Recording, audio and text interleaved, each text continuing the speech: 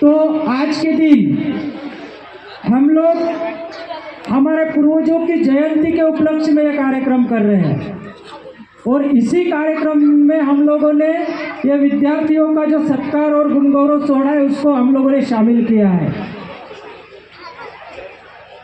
पूर्वजों के, महापुरुषों के या हमारे शहीद क्रांतिकारियों के जो जन्म जयंतियां हैं या जो शहादत दिवस है वो समाज के बीच में, समाज के साथ में मनाने का हमारा उद्देश्य यही है कि इनकी लड़ाई क्या थी,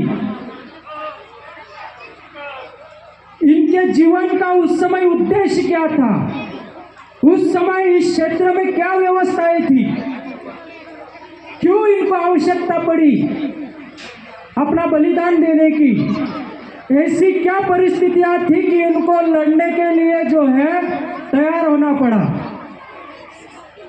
ये चीजें समझने के लिए हम लोग ये कार्यक्रम करते हैं। अब राघोजी भांगरे का जो ओहदा है इस सह्याद्री में, ये किसी भगवान से कम नहीं है।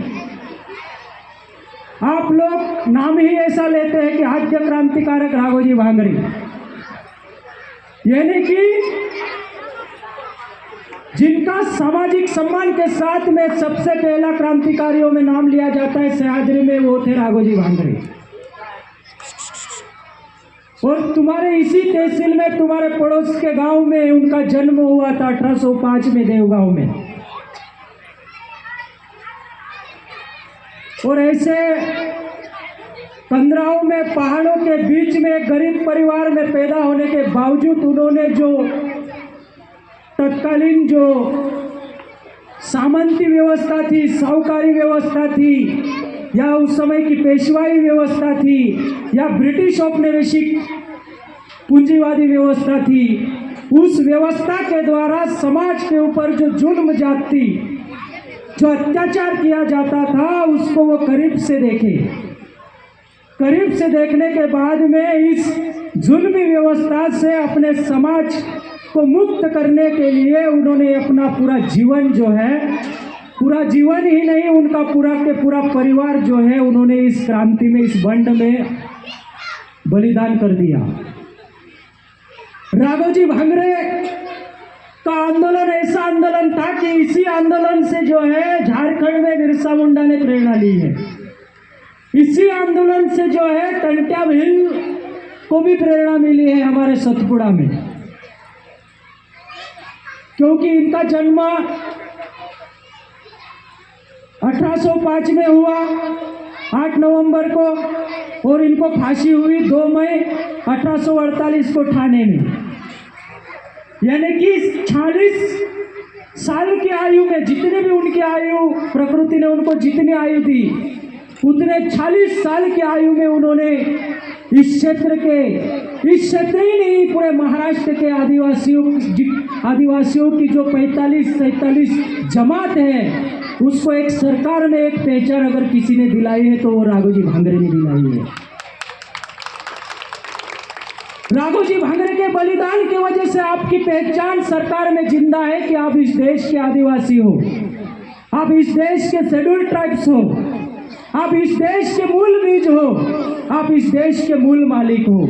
अगर राघोजी भांगरे का आंदोलन यहाँ पे नहीं होता, उनका बंड नहीं होता, तो शायद सह्याद्री में आपको कोई आदिवासी कह के पहचानता नहीं। आपकी पहचान कब की मिटा दी जाती, क्योंकि इन लोगों की जो नियत है वो आदिवासियों की मूल पहचान को खत्म करने की रही है शुरू से।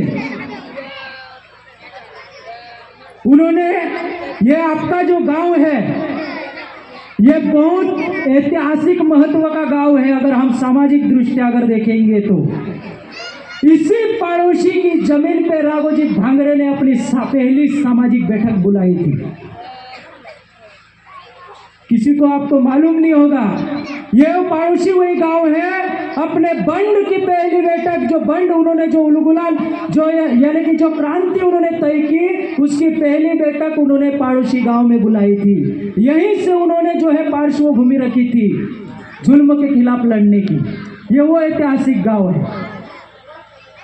और आपको तय करना पड़ेगा कि इसी पड़ोसी गांव से आप लोग सामाजिक संवाद, सामाजिक वार्तालाप, सामाजिक विचार मंथन करके हमारे समाज के ऊपर जुल्म अत्याचार के खिलाफ होने वाले जो हमारे ऊपर छल हो रहे हैं उसके खिलाफ में लड़ने की आपको रणनीति यहीं से तैयार करनी पड़ेगी। पूरे क्षेत्र में राघोजी भांगरे की क्रांति का बोलबाला था। इसी क्षेत्र से उन्होंने अपनी क्रांति को शुरुआत करी और अपनी क्रांति भूमि उन्होंने रतनवाड़ी को डिसाइड किया। ऐसा क्यों? क्योंकि वो लड़ने के साथ साथ में बचने और सुरक्षा के उपाय भी उनके पास में वो खोज के रखते थे कि हम कहाँ सुरक्षित रह सकते हैं, सुरक्षित रहते हुए हम हमारे संघर्ष को आगे कैसा पहुंचा सकते हैं। इस बात का पूरा वो तैयारी प्लानिंग करके वो किसी भी आंदोलन या किसी भी बंड को वो उसका सामना करते थे वो जुल्म का। राघोजी भांगरे के आंदोलन की वजह से सह्याद्री में आदिवासियों के हिस्से में 125 लाख हेक्टेयर जमीन आई है। आज आपके पास में जो जमीन का टुकड़ा है, जो जमीन आप जोत के खेती कर रहे हो, जिसमें आप चावल पका रहे हो, गेहूं पका रहे हो, जो भी जमीन आपके पास में बची है वो राघोजी भांगरे के बलिदान की शहादत की वजह से आपके पास में है। 1,25,000 हेक्टेयर जमीन राघोजी भांगरे ने यहाँ के ब्रिटिशों, यहाँ के पेशवाइयों, सामंतों, साहूकारों से छुड़ा के जो है आपको दी है। हमारे घर में बहुत सारों के घर में जो है राघोजी भांगरे का फोटो भी नहीं होता है। उनके घर में रामदेव बाबा का भी मिल जाता है, अटल बिहारी वाजपेयी का भी मिल जाता है, या किसी गांधी का मिल जाता है। हम लोग बेईमान कौम हो गए हैं। जिस हमारे पूर्वजों की वजह से हमको इस देश में जमीन का टुकड़ा मिला, हमको जीने का साधन मिला, जिस खेती में कमा के हम लोग अपने परिवार का भरण पोषण संरक्षण कर रहे हैं, जिस खेती में कमा के हमको हमारे बदन पे कपड़े हैं, जिस राघोजी भांगरे के संघर्ष की बदौलत देश के संविधान में आप सह्याद्री के आदिवासी हो, शेड्यूल ट्राइब्स हो, एक पहचान मिली और उसी देश के संविधान में आपको जो है पढ़ने लिखने का अधिकार मिला, नौकरी का अधिकार मिला। जो सामाजिक प्रमाण पत्र आदिवासियों का आदिवासी है करके दिया गया, उस सोशल सर्टिफिकेट पे आप नौकरी करते हो, शहरों में जाके अधिकारी कर्मचारी बनते हो, बड़े लेवल के अधिकारी बनते हो, लेकिन सामाजिक प्रमाण पत्र पे नौकरी करने के बाद भी तुमको समाज के लिए समय देने का वो टाइम ही नहीं तुम्हारे पास में। उसको हम मिशनरी भाषा में मरा हुआ आदमी समाज का, वो हेडमैन नहीं है समाज का, वो डेडमैन है। सोशल सर्टिफिकेट पे एजुकेशन मिला, केजी से पीजी तक का मुफ्त का, उसके बाद में सर्विस लग गई, सर्विस के बाद में प्रमोशन लग गया, प्रमोशन मिल गया, अच्छी सी खूबसूरत पत्नी मिल गई, 2-4 बच्चे पैदा कर लिए, संडे के रोज छुट्टी होती है, आता है काम से, भाई के साथ में बच्चे के साथ में मस्ती करता है, मटन ला के खाता है, सो जाता है, माझा झालं काही नहीं आता, पोरं चांगली जाए लाईनवर लागली। तेरे बच्चे के ठीक है, तेरे समाज के बच्चों का क्या होगा? वो तेरी जवाबदारी नहीं है क्या? फिर कुछ समाज के सर्टिफिकेट पे नौकरी मिली है। अगर समाज शहीदों का कोई योगदान ही नहीं होता तो इस देश के संविधान में आपको पहचान नहीं मिलती, क्योंकि 1871 तक आपके समाज को इस देश में जन्मजात गुनहगार का लेबल लगा हुआ था। आपके समाज के बच्चे बच्चे को जो है क्रिमिनल टाइप्स कहा जाता था, यानी कि जन्मजात गुनहगार।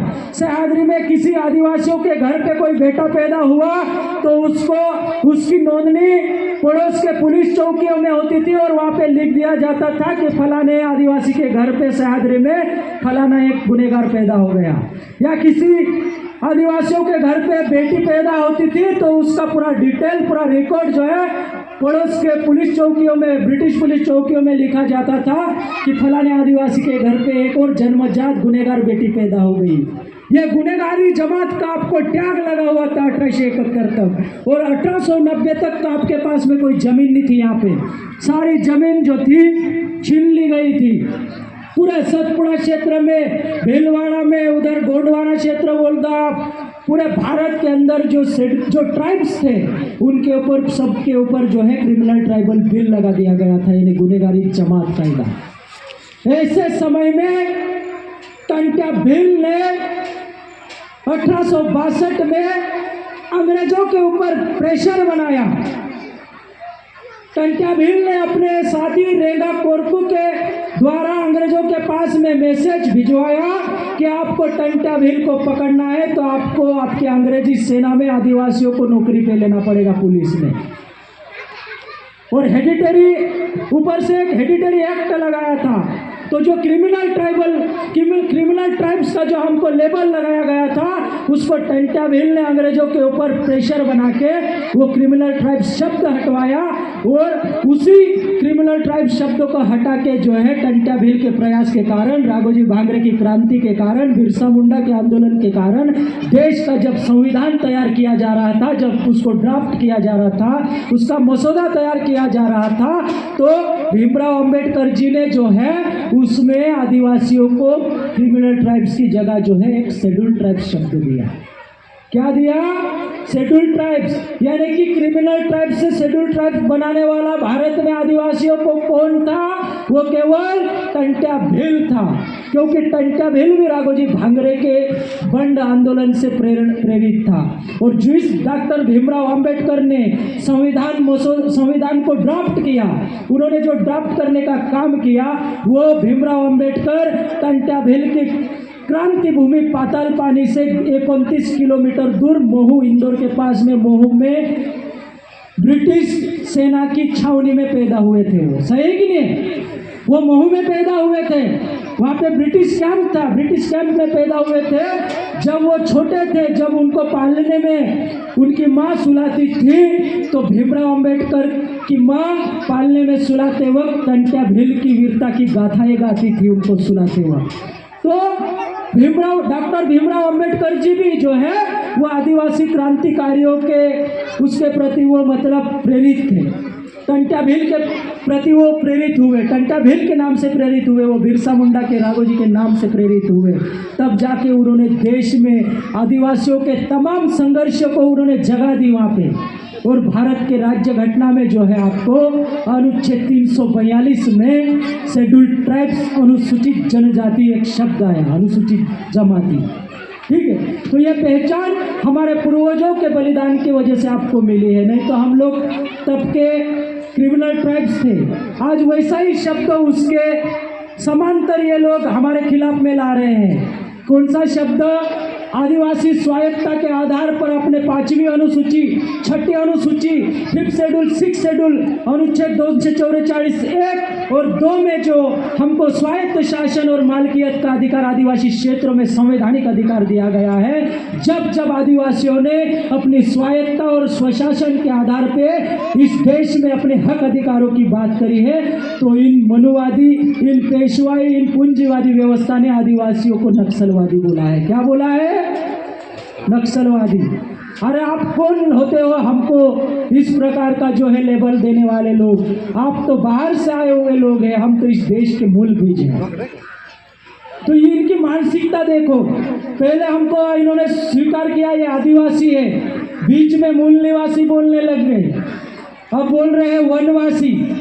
अगर आप लोग जागे नहीं, आप समाज के साथ बैठ के सामाजिक वार्तालाप, समाज के बारे में सोचेंगे नहीं, समाज के संभावित खतरों के बारे में आप लोग समाज को सिखाएंगे नहीं, बच्चों को सिखाएंगे नहीं, तो आने वाले 30 से 50 सालों में वही लोग बोलेंगे वो थे सह्याद्री में आदिवासी, अब वो स्वर्गवासी हो गए बोलेंगे। अब वनवासी बोल रहे हैं। वनवासी का मतलब क्या? समाज द्वारा बहिष्कृत मानव समूह।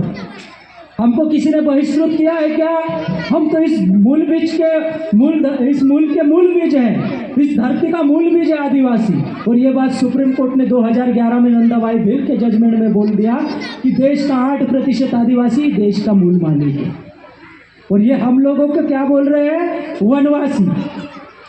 आरएसएस वाले बोलते हैं कि नहीं? वनवासी कल्याण आश्रम चला रहे, आदिवासियों का उत्थान कर रहे बोल रहे हैं। क्या कर रहे तुम लोग? आदिवासियों का वनवासी कर रहे, तो कर रहे हैं आप लोग। तो ये हमारे समाज का दुश्मन कौन और दोस्त कौन, हमारा भाई कौन, हमारा विरोधी कौन, ये समाज को सिखाना पड़ेगा। तो ये हमारे जो पूर्वज थे, राघोजी भांगरे का जो पूरा आंदोलन था, ये पूरा जल जंगल जमीन आदिवासी संस्कृति की अस्मिता रखने के लिए, समाज का अस्तित्व रखने के लिए, समाज के जिंदा रहने के जो मूल स्रोत संसाधन है, जल जंगल जमीन खेती प्रकृति और संस्कृति को जिंदा रखने का आंदोलन था। तभी आज तक इस क्षेत्र में हमारी संस्कृति जिंदा है, हमारी खेती जिंदा है, हमारे जल जंगल जमीन के अधिकार जिंदा है, हमारे सामाजिक सामुदायिक अधिकार जिंदा है, हमारा पहनावा जिंदा है, हमारी बोली भाषाएं जिंदा है। अगर राघोजी भांगरे का आंदोलन नहीं होता तो ये कब का हमारा खत्म हो चुका होता। उधर टंटा भील का आंदोलन नहीं होता सतपुड़ा निमाड़ में, तो वहाँ कब का आदिवासी की पूरी पहचान खत्म हो चुकी होती। उधर बिरसा मुंडा का आंदोलन नहीं होता तो पूरी पहचान खत्म हो चुकी होती, या शायद आदिवासियों का अस्तित्व भी शायद ये लोग कानून के माध्यम से बदला के कुछ और कर दिए होते। तो राघोजी भांगरे का जो आंदोलन है, इस देश में, इस राज्य में आपकी पहचान को जिंदा रखने का आंदोलन था। 1.25 लाख हेक्टेयर जमीन का अधिकार दिलाना। इतनी जमीन किसी नेता ने दिलाई है क्या इधर सह्याद्री में? आज तक किसी नेता ने दिलाई क्या आपको? किसी संत महात्मा आबा बाबा ने दिलाई क्या आपको इतनी जमीन जितनी राघोजी भांगरे ने अपना सर्वस्व अर्पण करके, खुद को फांसी के फंदे पे स्वीकार करके आपको जो जमीन दिलाई, इतनी जमीन किसी संत ने दिलाई क्या? किसी पास्टर पादरी ने दिलाई क्या आपको? किसी मौलाना हजरत ने दिलाई क्या? नहीं दिलाई ना, राघोजी भांगरे ने दिलाई। तो आपका भगवान भी कौन है? राघोजी भांगरे ही है। आप किसी भगवान के रात भर ताड़ बजा के भजन कर रहे, कुछ नहीं मिलेगा, कोई भगवान नहीं है। सब व्यवस्था जो है कमाने की व्यवस्था है। हमको अपनी संस्कृति में रहना है। जब तक आप आदिवासी संस्कृति में आपका आचरण और व्यवहार और आपका जीवन यापन होगा, तब तक आप इस देश के आदिवासी कहलाओगे। जिस दिन आप आपकी संस्कृति छोड़ दोगे, आपका सांस्कृतिक जीवन यापन छोड़ दोगे, आपको दूसरे कैटेगरी में डाल देगी सरकार। वो हमारे पीछे पड़ी हुई है और वो चाहती भी है कि आदिवासी अपनी संस्कृति छोड़े। इनका जो संघर्ष था वो अपनी संस्कृति को जिंदा रखने का संघर्ष था। इनका जो संघर्ष था वो अपने समाज के जिंदा रहने के संसाधनों को जिंदा रखने का संघर्ष था। इनका जो संघर्ष था वो समाज के अस्तित्व को जिंदा रखने का संघर्ष था। बिरसा मुंडा के आंदोलन की वजह से इस देश में पहली बार ऐसा कानून बना ब्रिटिश रूल में, जिसको हम 1898 का भूमि संपादन अधिनियम बोलते हैं, जिसको लैंड एक्विजिशन एक्ट बनती। पहली बार इस देश में 1898 में बिरसा मुंडा के नेतृत्व में कानून बना, जिस कानून में लिख दिया गया था कि आदिवासियों की जमीन गैर आदिवासी नहीं ले सकता। आदिवासियों की जमीन गैर आदिवासी तो क्या, सरकार भी नहीं ले सकती। अब सरकार को आदिवासी क्षेत्रों में गवर्नमेंट के कुछ प्रोजेक्ट या कुछ भवन बनाने होते हैं, तो सरकार को आदिवासी क्षेत्रों में उस जमीन के मालिक की जो है उसका दान पत्र मांगती सरकार। दान पत्र मांगने के बाद उस जमीन पे सरकारी प्रोजेक्ट बनाती है सरकार। वो इसीलिए क्योंकि वो 1898 का कानून जो है आदिवासियों की जमीन सुरक्षा की गारंटी बना, और वो कानून बिरसा मुंडा के आंदोलन की वजह से बना। आज़ादी की 180 वर्ष आज़ादी की लड़ाई चली, स्वातंत्र की लड़ाई 180 वर्ष चली, और 1702 लड़ाई हुई टोटल। 1702 लड़ाई में 1704 लड़ाई आदिवासियों ने अपने खुद के दम पे लड़ी, और केवल 1706 लड़ाई में 1702 लड़ाई आदिवासियों ने अपने दम पे, खुद के दम पे लड़ी इस देश में, और केवल 4 लड़ाई गैर आदिवासियों ने लड़ी, यानी कि ब्राह्मणों ने लड़ी। और वो कौन सी लड़ाई? वो अंग्रेजी अधिकारियों के साथ में, वाइसराय गवर्नर के साथ में टेबल पे बैठ के सेटिंग वाली लड़ाई, जिसको पावर ट्रांसफर एग्रीमेंट बोलते हैं, वो वाली लड़ाई, खाना कागज खाना पूर्ति वाली। और हमारी लड़ाई जो हमारे पूर्वजों की 1702 लड़ाई अपने दम पे हथियारबंद लड़ाई इस देश में, 180 साल तक स्वातंत्र की लड़ाई, जिसमें 7 लाख आदिवासी शहीद हुए। उसमें 3.5 लाख आदिवासी महिलाएं शहीद हुई, 3.5 लाख आदिवासी पुरुष शहीद हुए। महिलाओं का भी उस आज़ादी की लड़ाई में, स्वशासन स्वायत्तता की लड़ाई में बराबर का हिस्सा था। हमारी समाज की मातृशक्तियों ने, महिलाओं ने भी बराबर योगदान दिया हमारे वजूद के लिए। 3.5 लाख महिलाएं शहीद हुई, 3.5 लाख पुरुष समाज के आदिवासी शहीद हुए। तब जाकर आपको इस देश में एक पहचान मिली और देश के कानून में एक सेटलमेंट हुआ और आपको उस देश के कानून में पहचान के साथ साथ में आपको अधिकार दिए गए। आज भारत के संविधान के अंदर आपको अनुच्छेद 15(4), 16(4), 16(4)A या 46 में जो शिक्षा का अधिकार है वो अगर आया है तो हमारे पूर्वजों के वो लाखों हमारे शहीद महामानवों और शहीद वीरांगनाओं के बलिदान की वजह से आया है। आदिवासियों के हिस्से में बिना लड़े कुछ भी नहीं आया है। हमारे पूर्वज लड़े करके राज्य घटना में आपको जो है शिक्षा का अधिकार आया है। वहीं दूसरी ओर आपको 5वीं और 6ठी अनुसूची में आदिवासी क्षेत्रों में पारंपरिक स्वशासन और स्वायत्तता का अधिकार, उसके बाद में अनुच्छेद 275(1) में आपके लिए केंद्र से आर्थिक विशेष बजट का प्रावधान, टीएसपी फंड जिसको बोलते हैं उसका प्रावधान, उसके बाद में हमारे समाज का भी जो है राज्य के विधानमंडल और संसद में जो सामाजिक प्रतिनिधित्व होना चाहिए करके कलम 330, 332 में आपको राज्य निधि आरक्षण का प्रावधान। ये क्यों आया? वो इसीलिए आया क्योंकि संविधान सभा में हमारे पूर्वजों की लड़ाई को जो है दमखम के साथ में उठाया था एकमात्र आदिवासी दमदार सदस्य बरांग गोम के जयपाल सिंह मुंडा ने। वो जयपाल सिंह मुंडा ही थे संविधान सभा में जिसकी वजह से जो है पूरी राज्य घटना में जो आदिवासियों को जो अधिकार मिले हैं उसके लिए उन्होंने पैरवी की थी। वो बहुत डिबेट किए हैं वहाँ पे उनके। जब आप constitution assembly debates and volume Jaipal Singh Munda के पढ़ेंगे तो उन्होंने बहुत सारा संघर्ष किया है। जब अलग पाकिस्तान पृथक राष्ट्र बनाने की बात चल रही थी उसी समय पे जयपाल सिंह मुंडा ने बोला था, उस समय पे देश में लगभग 554 रियासतें थी। 554 रियासतों में जो है 18 रियासतें मुस्लिमों की थी और 258 रियासतें इस देश में आदिवासी राजाओं की थी। जब पाकिस्तान अलग देश बनाने की बात गांधी, नेहरू, जिन्ना इनके बीच चल रही थी उसी समय पे जयपाल सिंह मुंडा ने बोला था कि जब 18 रियासतों के साथ में पाकिस्तान अलग राष्ट्र बन सकता है तो 200 देसी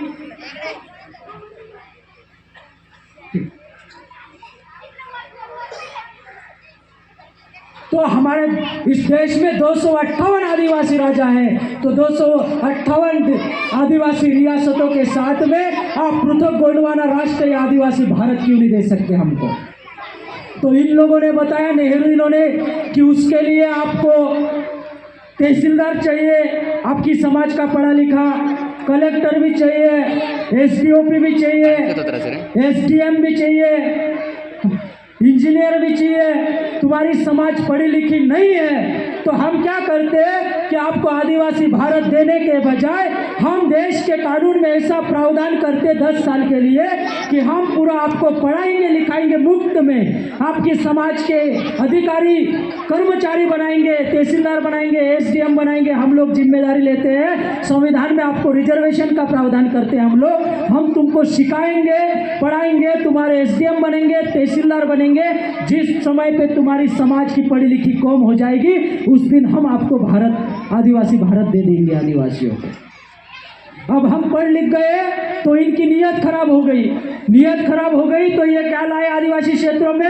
लोक प्रतिनिधित्व अधिनियम 1951 की घुसपैठ करी इन्होंने और उसमें पूरा वो राजकारण घुसा दिया।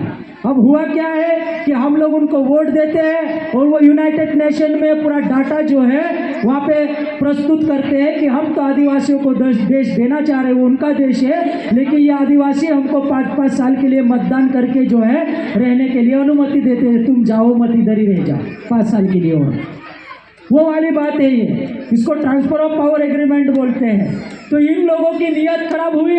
आज क्या उन्होंने हमको वचन दिया था कि हम संविधान के अंतर्गत आपके जितने भी प्रावधान है आपके अधिकारों की रक्षा करेंगे। आज परिस्थिति देख लो, मणिपुर जलाया गया, हाँ, नॉर्थ ईस्ट का एरिया आदिवासी बेल्ट है पूरा, 6ठी अनुसूची का। सरकार ने संरक्षण किया कि आदिवासियों का, आदिवासी महिलाओं को नंगा घुमाया गया, आदिवासी बच्चों को जिंदा जला दिया गया, 3-3 महीने लाशें सड़ के पड़ी हुई। सरकार की गाड़ियों ने नहीं उठाया, सरकार ने नहीं उठाया। ये परिस्थिति है। बस्तर में चले जाओ, क्या परिस्थिति है। हसदेव का पूरा जंगल काट दिया, वहां से आदिवासियों को उजाड़ दिया। ऐसे बहुत से गवर्नमेंट और कॉरपोरेट के प्रोजेक्ट आ रहे हैं जो सतपुड़ा और सह्याद्री से आदिवासियों का विस्थापन की गाथा लिखने वाले हैं ये लोग। इनका तय एजेंडा है। इसके लिए इस विस्थापन के खिलाफ में हमको एक होना है। एक होना है तो समाज को समाज और सामाजिकता समझाना पड़ेगा। कैसे समझेंगे? तो समाज को जो है हमारे मिशन के द्वारा जो सामाजिक शिक्षा दीक्षा कार्यक्रम चलाए जाते हैं, कैडर प्रशिक्षण शिविर होते हैं, बिरसा ब्रिगेड आदिवासी विचार मंच महाराष्ट्र के द्वारा भी कैडर प्रशिक्षण शिविरों का आयोजन किया जाता है। अपने बच्चों को किताबी शिक्षा के साथ साथ में सामाजिक शिक्षा दीक्षा की भी बहुत आवश्यकता है। किताबी शिक्षा एक व्यक्ति एक परिवार का जीवन परिवर्तन कर सकती है, लेकिन सामाजिक शिक्षा दीक्षा पूरे समाज पूरे क्षेत्र की जो व्यवस्था है, जो सोच है, उसको परिवर्तन कर सकती है। इसके लिए आप लोगों को समाज और सामाजिकता समझाना है। हमारा समाज क्या है समझाना है। समाज के पूर्वज कौन, समाज का शहीदों के साथ में क्या संबंध, हमारी संस्कृति क्या, हमारा मूल क्या, हमारा डीएनए क्या, हमारे संवैधानिक अधिकार क्या, हमारे जल जंगल जमीन के अधिकार क्या, ये सारी चीजें आपको अगर सीखना है या बच्चों को सिखाना है तो आप लोग ज़्यादा से ज़्यादा इस क्षेत्र में कैडर प्रशिक्षण शिविरों का आयोजन करो।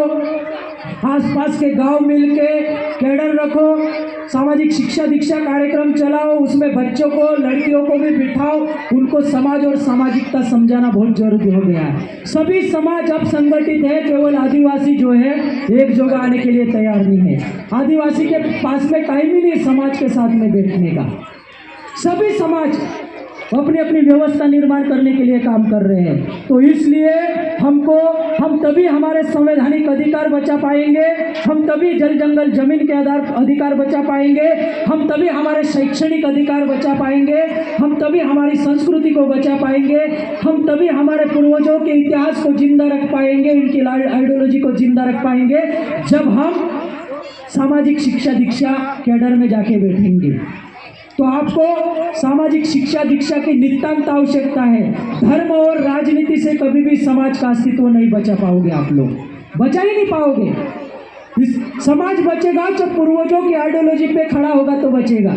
समाज लड़ने के भी लिए तैयार होगा तो हमारे पूर्वजों के सिद्धांतों पे खड़ा होगा तो लड़ने के लिए तैयार होगा। समाज अगर कहीं एक जगह आएगा सामाजिक केंद्र बिंदु में तो ये पूर्वजों के विचारधारा और सिद्धांतों पे आएगा। वो व्यक्ति के विचारधारा पे भी नहीं आएगा, किसी नेता के और किसी आबा बाबा के विचारधारा पे भी नहीं आएगा, वो किसी पास्टर पादरी की विचारधारा से भी नहीं आएगा, धर्म पंथ के विचारधारा पे नहीं आएगा। समाज के शहीदों के सिद्धांतों पे समाज एक साथ आता है कभी भी। तो समाज में ज़्यादा से ज़्यादा राघोजी भांगरे के विचारधारा और सिद्धांत पहुँचाओ, बिरसा मुंडा के विचारधारा सिद्धांत पहुँचाओ। बहुत से अधिकार हैं भारत के संविधान के साथ साथ में, इंटरनेशनल राइट्स भी है आदिवासियों को, अंतर्राष्ट्रीय अधिकार भी। ये सारे अधिकार समाज को सिखाना पड़ेगा। जब वो अधिकारों को जानेंगे तब तो बात करेंगे।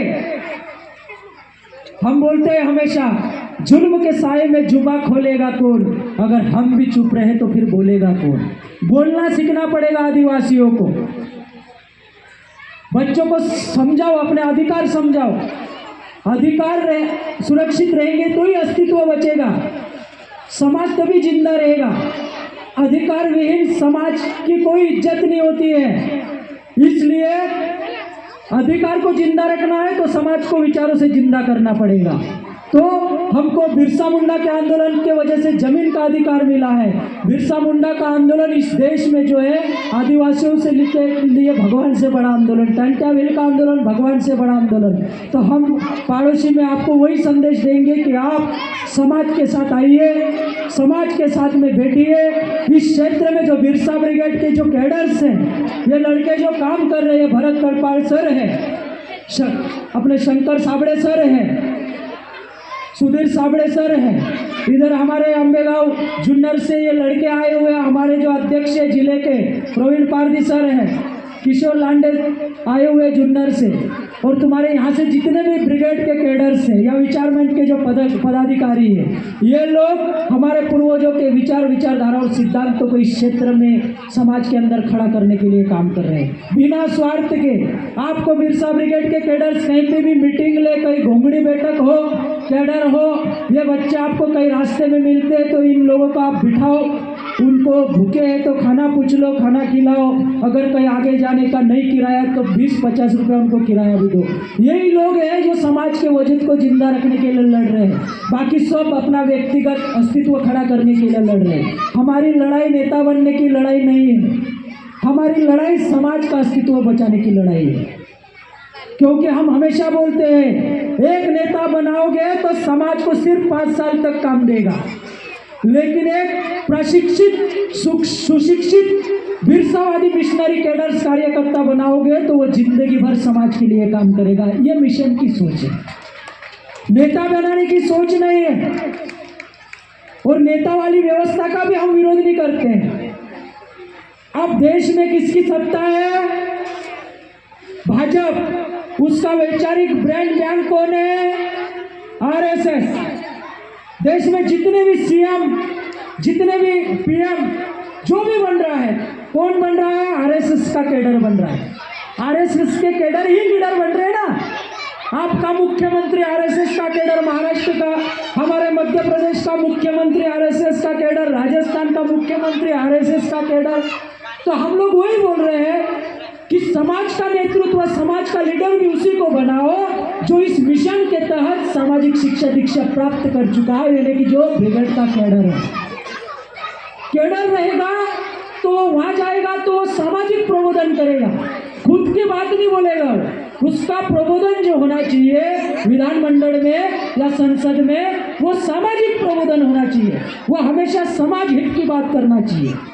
तो आरएसएस के जो कैडर है, आज सीएम बने हो, कोई सेंट्रल कैबिनेट में मिनिस्टर हो, कोई पीएम हो, कोई गृह मंत्री हो, ये जब भी उनके सामाजिक आयोजन में, उनकी जाति के सामाजिक आयोजन में जाते हैं, उनको मेहमान बुलाते हैं तो भी वो आरएसएस की मिशन की भाषा बोलते हैं। किसी उद्घाटन कार्यक्रम में उनको बुलाते हैं तो भी वो आरएसएस की मिशन की भाषा बोलते हैं। किसी इवेंट में बुलाते हैं तो भी वो आरएसएस की मिशन की भाषा बोलते हैं। तो हम भी यही चाह रहे हैं कि हमारा जो समाज का नेता हो वो कैडर हो, कैडर से ही वो लीडर हो और वो समाज की भाषा बोले, उसके फायदे की बात नहीं, सामाजिक फायदे की बात। तो ये मिशन सामाजिक फायदे के लिए काम कर रहा है।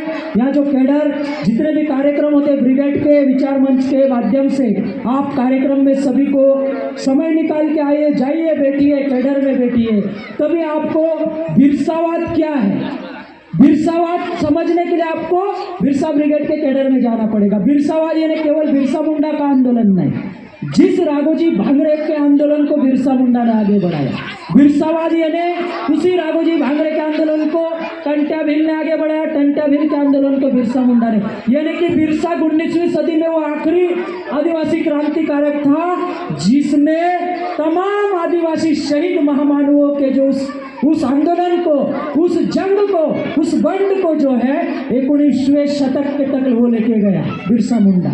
इन्हीं के आंदोलन को बिरसा मुंडा ने आगे बढ़ाया।